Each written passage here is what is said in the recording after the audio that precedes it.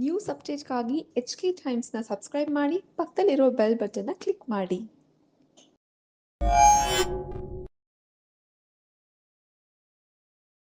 News ಅಪ್ಡೇಟ್ಗಾಗಿ HK ಟೈಮ್ಸ್ನ subscribe ಮಾಡಿ, ಪಕ್ಕದಲ್ಲಿರೋ bell ಬಟನ್ನ ಕ್ಲಿಕ್ ಮಾಡಿ.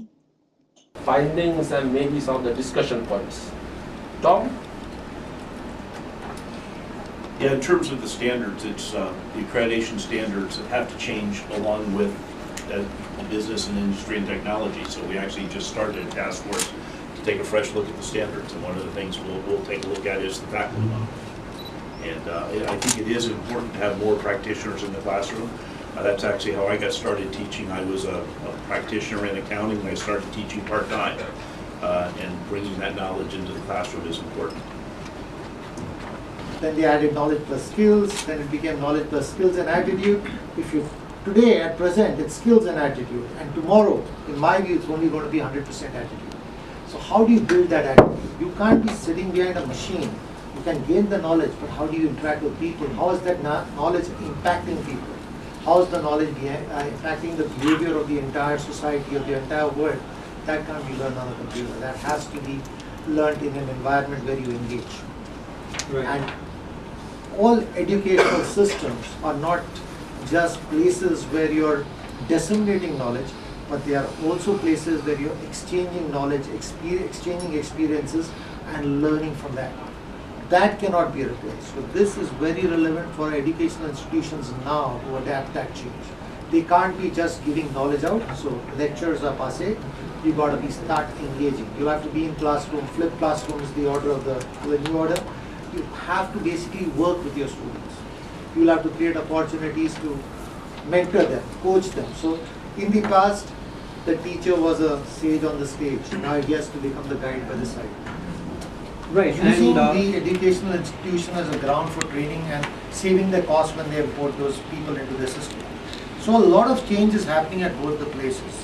Okay, it's just to just to accept that change and go with that flow, and I think things will go all right. right.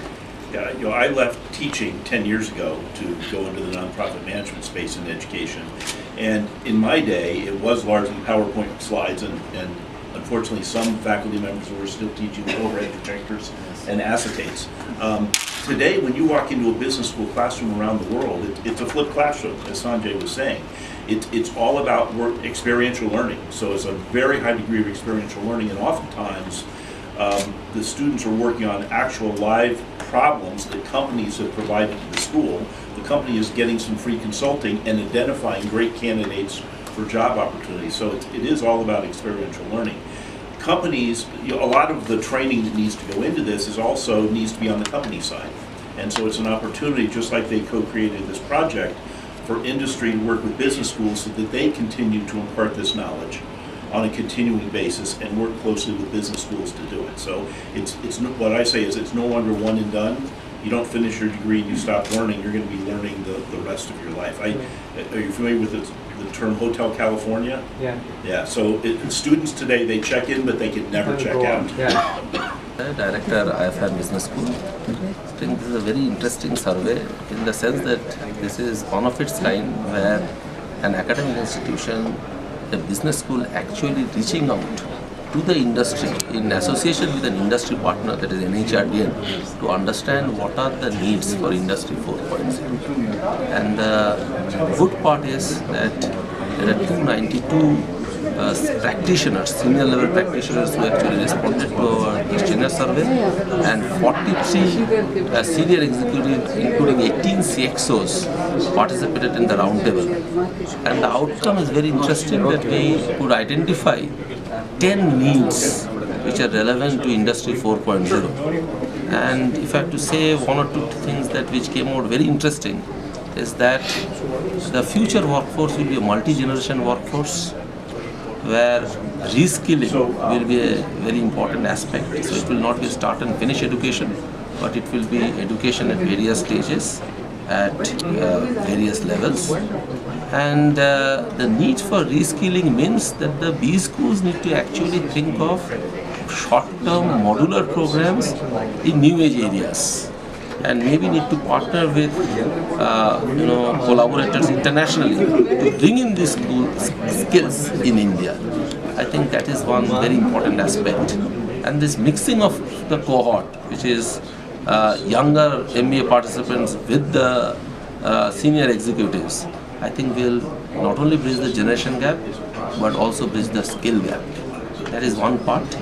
And the second interesting outcome is the whole issue of softer skills becoming more and more important, as compared to harder skills.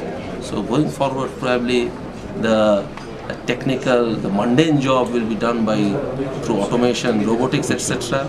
And human beings probably need to be more humane, which means the future of business education will be, more human, more soft skill oriented, and continuous reskilling. I think those were the key findings. Thank you, sir. Thank you. I am A. Parsuraman. I am a professor of marketing and the holder of the James McConnell Chair at the University of Miami. And I've been involved with IFIM for the last couple of years, working on a number of customer service type initiatives. That's my area of interest. And along the way, I've also been exposed to what is happening in the MBA domain in terms of curriculum revisions and so forth. So as I said during the discussion, I think one of the major aspects of this particular effort, which is a collaboration between the industry and academia, along with the academic accreditation bodies like the AICSB, is that the stakeholders went to the industry and see what their requirements are, and came back to the table, and after a lot of discussions came up in a very scientific way what are the key skills that are necessary for Industry 4.0. So I think from my perspective, I would say that I've not seen an effort like this that has been done so systematically, involving all the different stakeholders and done in a very scientific way, using multiple methodologies, both qualitative research as well as quantitative research. So I think the report that has emerged will hopefully serve as a catalyst to generate much more discussion across business schools in India, and which is one of the major objectives of this effort. So I'm very hopeful that something very, very positive and widespread will come out of it. Thank you, sir. Ready. Dhananjay Singh, Director General, National HRD Network. So I have been part of, as a special invitee to All India Council for Technical Education, revision of MBA and PGDM curriculum, the policy which was released in January 2018. So the idea which was discussed that we should do a primary research, and we reached out to 292 CXOs across the country in different industries to understand that what are the pointers which they would like the Indian managers to know and learn from. Particularly because all the corporate sector, the 7% the organized sector which is there in India, how it relates to the World Economic Forum report, the 10 competencies which we're talking about. Now in that journey, IFIM and NHRD came together. We followed it up with the roundtables at Bombay, Delhi and Bangalore, and did a focus group discussion talking about what are the ideas which will help our managers and our students to bridge the gap. Because ultimately it is us, we are going to hand over the baton to our future generations. So that was the basis on which this exercise was conducted, and it is really heartening to see what Mr. Robinson talked about it and what Dr. Parasuraman talked about it. And with each one of you, our only humble submission is that as we take it to the largest stakeholders, whether it is academia or industry and the government, it is our humble request is you take it to your viewers, and through your channel we would like to thank you for this initiative, because it will help each one of us, our own kids, our own family members, our own society, to align better with not only the aspirations and competencies which should be present in them, they become more employable in India, but with the global realistic parameters. Please. Thank you very much for that. Thank you.